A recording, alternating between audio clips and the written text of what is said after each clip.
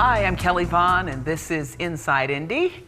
And today we're going to talk about mental illness and what does those terms really mean, and we're going to break it down. Here to do that are Kimball Richardson, who is a licensed counselor and manager of business development for Community Health Network. Hi, Kimball. Hello, how are you doing? He's become a regular on this show. And then we have Dr. Allison Bordeaux, who is a psychologist and director. I was going to make you a psychiatrist, you know that. Psychologist and director of outpatient clinical operations for Community Health Network. Welcome to the show. Thank you so much for having me. All right. When I think of the terms mental illness, I think of something as very serious, heavy, challenging, but it's not. There are various forms of mental illness. Some that's could be a serious medical condition as opposed to something that's temporary. Okay? So who wants to go first in defining what is mental illness? Gotcha. Well, we have, if you take a look, about 1 in 5 adults will suffer from a mental health condition every year. When you're talking about serious mental illness, that's about 1 in 20. 1 in 20 are affected. And when you are looking at serious mental illness, you're looking at like bipolar disorder, schizophrenia. So generally like your psychotic disorders, those that are really impairing your functioning. That's really what you're taking a look at. And that typically you're needing psychotropic medications as well as kind of a wraparound team collaborative approach to your treatment. Okay. Therapeutic interventions, you can have life skills development, you can have recovery clinicians that help support you, care coordination, so like case management, really that nice wraparound approach for those individuals that are really struggling day to day. That's really kind of the differentiation, is that they are really impaired in their functioning. Okay. To a point that they really need a lot of supports in place. Versus your kind of everyday, depression, anxiety, attention deficit, hyperactivity disorder, your, I'm trying to think of, some other disorders, just even life stressors that can cause you to, go into a depressive state. Okay. Kind of some more of your... Still pretty serious, though, but not as... Can be, absolutely. Can be. Or the consequences thereof. Okay. Absolutely. Okay. So how does somebody know that they're depressed, though, and whether it's something to be concerned about, say, a relative is in the hospital and they're very ill, as opposed to somebody who can't get up out of bed and they haven't gone to work for 2 weeks? That's what sometimes it's a little tricky because physical health affects mental health. Mental health affects physical health. So sometimes that's why it's so important for us to take a holistic approach to somebody's the issue of mental health, because they're so interactive. So we really like to work with people's primary care physicians and any other support network that they have, just like Dr. Bordeaux suggested.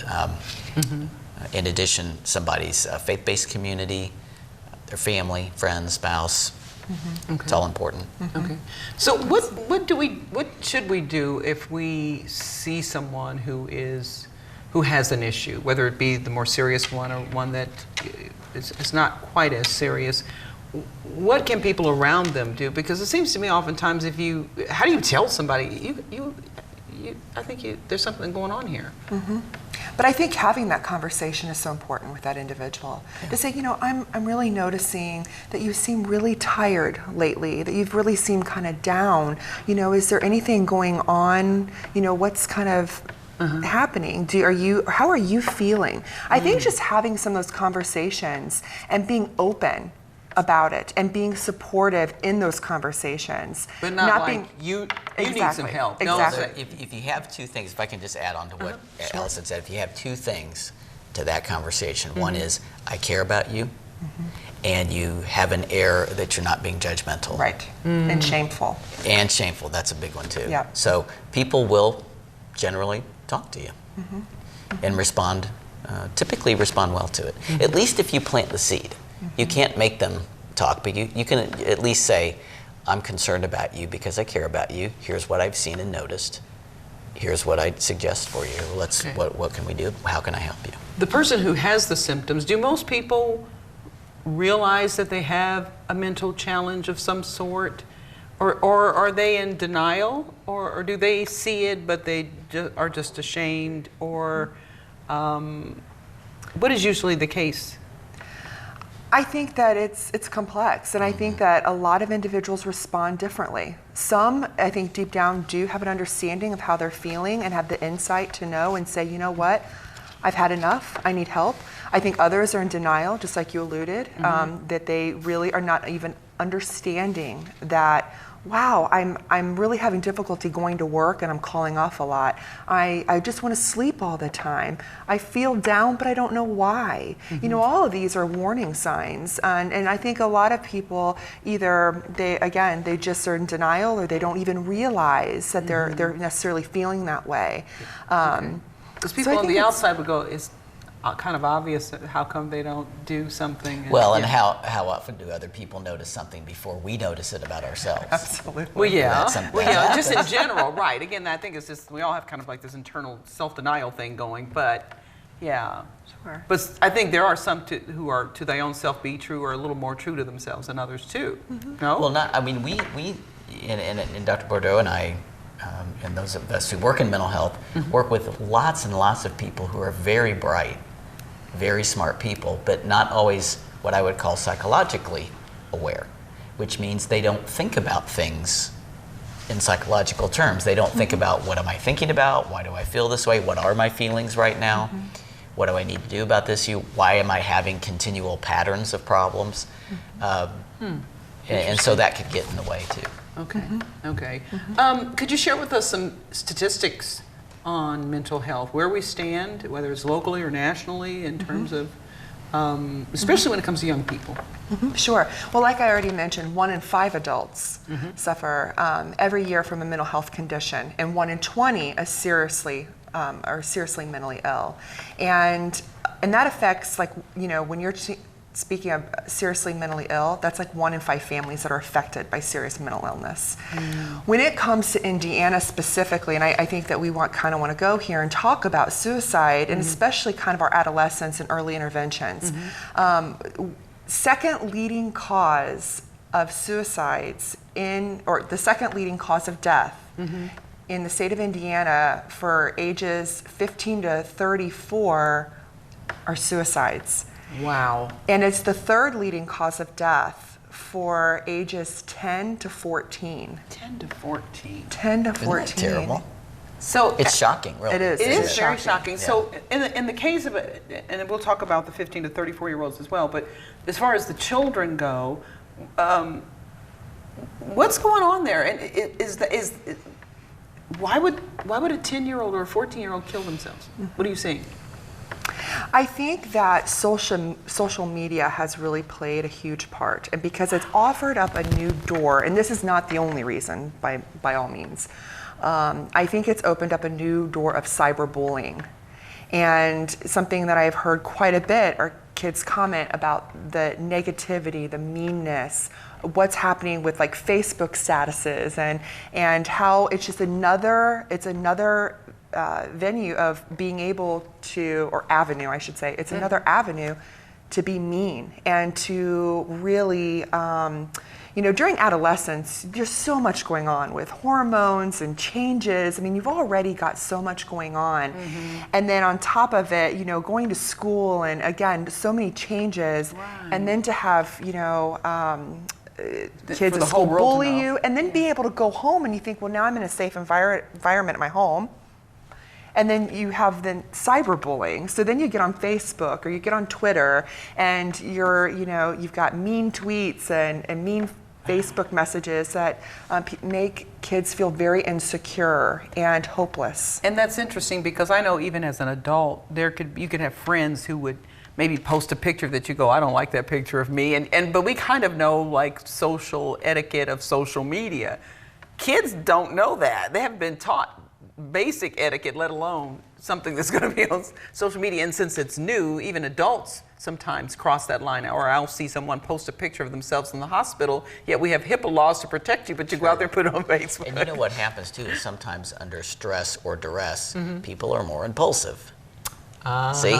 And so they don't think before they act, in other words, is the And so vernacular. Right, so they're putting it out there on, Yeah. or if you're mad at your boyfriend, you put it out on Facebook, or a guy is posting pictures that he took of you, and Yeah. And that impulsivity, I mean, their brains are still developing. You know, your prefrontal cortex is not fully developed until you're 21 years old. Wow. And that is really, you know, the area of the brain that deals with, impulsivity. And so I think sometimes, I think young adolescents do it impulsively, and unfortunately has consequences that are deadly. Wow. Deadly, yeah.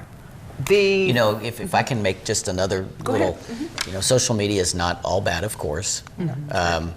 We had a situation recently where somebody posted something on their Facebook page that said, basically it was like goodbye. They didn't say, I'm going to kill myself, but essentially that was the message. And somebody saw it within about 10 minutes, called the police went, and were able to bring the person in for help. Wow. So sometimes it's the other way, Absolutely. but Dr. Porter is exactly right of how it can be detrimental too. Okay. I remember one time years ago when I was working for MS Broadcasting. You remember you were in the studio I with do me. He was remember doing an that. interview with me on mental health issues, and in the middle of the interview, he got a call that a kid had, I believe, had killed himself while we were doing the interview. Unbelievable. So I can't imagine what your lives are like, and that you carry some of that with you. You're kind of like the police of mental health. Well, you know what the good thing is not only do we have the programs to help people once we find out that there is an issue or a mental illness or something that people want to work on to improve, but we can also work with small C communities, even though we work for a big C community, in how to promote good mental health and how to stave off or be more resilient, be able to absorb a critical incident and not let it get you down fully. Okay. And how can one, we're just about out of time, how can one get involved with those programs? One way, and again, kind of reaching out to the social media aspect, we have a text to help hotline where you can text to help. We also, if you go to eCommunity/behavioral health, that will give a list of all of our programs, all the different ways that we are here for you to help you and to really, and give you all kinds of information of how we can be supportive to you and get you, that first step is always the most important one to get you into help. Okay. And before we take off, one specific thing about social media that we love is working with people like you, Kelly. Because seriously, you have been a friend to the mental health field for many years. And we couldn't do it without partners like you. So thank you. And getting the word out. Right. That's really, that's the positive way to use the social media. Okay, there you go. We're demonstrating good, That's good right. social media. So somebody watching right now, say they're down and depressed, and usually for some reason it happens in the evening because even our church programs, they and have the prayer lines, they get most of the calls late at night. What do you say to somebody watching right now to encourage them? They can call, well, certainly there's lots of ways to get help in Central Indiana. You can call our crisis line, you can call Midtown Mental Health, you can call the Mental Health America of Greater Indianapolis suicide hotline. Lots of ways to get help. Okay. You're not alone. And then website, ecommunity.com/behavioral health. Okay, okay. Kimball Richardson, thanks so much for joining us. Thank you so much. And Dr. Bordeaux, both from Community Hospital Mental Health Network. I'll get it all. Thanks so much for joining us on Inside Indy. Thank you. Okay, and we'll be back after this.